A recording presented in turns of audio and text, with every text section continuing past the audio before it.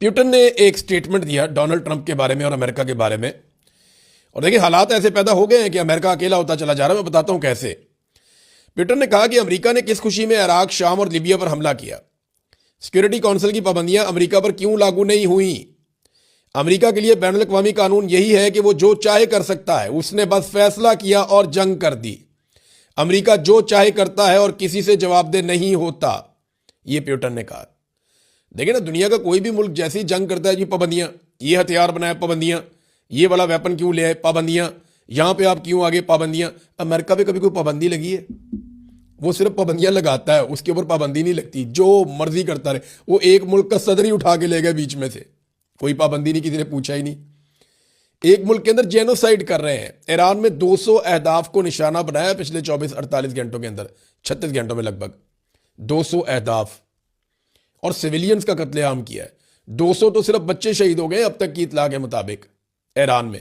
और ये जेनोसाइड है, यानी नस्लकुशी कर रहे हैं ईरानियों की, जैसा गजा के अंदर किया गया इसराइल की जानिब से। तो ये प्यूटन ने निशानदेही की है। अच्छा, इसमें ना अक़वाम मुत्तहिदा के सेक्रेटरी जनरल एंटोनियो गुतेरेस का एक स्टेटमेंट आया और उन्होंने कहा जी, पिछली कई दहाइयों में एटमी हमले का इतना खतरा नहीं था, या एटमी हथियारों के इस्तेमाल का इतना खतरा नहीं था जितना खतरा अब है। यह स्टेटमेंट बहुत अहम है।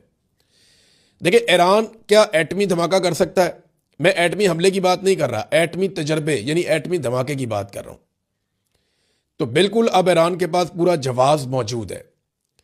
देखिए ना, अगर ईरान ने बार बार के हमलों से और लड़ाई से बचना है तो उन्हें एक ऐसा हथियार अब चाहिए होगा जिससे इसराइल की बोलती बंद हो जाए। यानी अगर ईरान के पास एटम बम हो तो इसराइल कभी भी उसके साथ झगड़ा नहीं करेगा, पटाखा भी नहीं चलाएगा। वो यही सोचेगा कि ये तो इनको मारने की आदत है ईरानियों को, ये तो मारते हैं आगे से, ये नूरा कुश्ती तो नहीं करते, ना ये इंतजार करते हैं, ना ये लिहाज करते हैं, तो ये एटम बम मार देंगे। लिहाजा जिस दिन ईरान के पास एटम बम आ गया, इसराइल की तरफ से उसको खैर हो जाएगी। और अमेरिकन भी फिर आहिस्ता आहिस्ता पीछे हट जाएंगे, क्योंकि फिर उन्हें सिर्फ कुछ मिसाइल चाहिए होंगे, जैसे शुमाली कोरिया के पास है।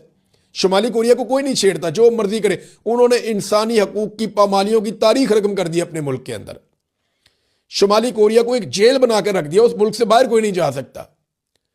वहां पे एक आदमी कोई हुकूमत के खिलाफ कोई चीज करे तो पूरा का पूरा खानदान उठाते हैं। वो अजीब किस्म का मुल्क है वो, लेकिन कोई पूछ नहीं सकता, बात ही नहीं कर सकता, क्योंकि एटम बम है, मिसाइल है। तो ईरान को जो है वो ताकत हासिल करनी पड़ेगी, और बहुत मुमकिन है कि ईरान कोई तजर्बा ऐसा कर दे आने वाले दिनों में जिसके बाद ये लड़ाई ना सिर्फ खत्म हो जाए बल्कि हमेशा के लिए बंद ही हो जाए।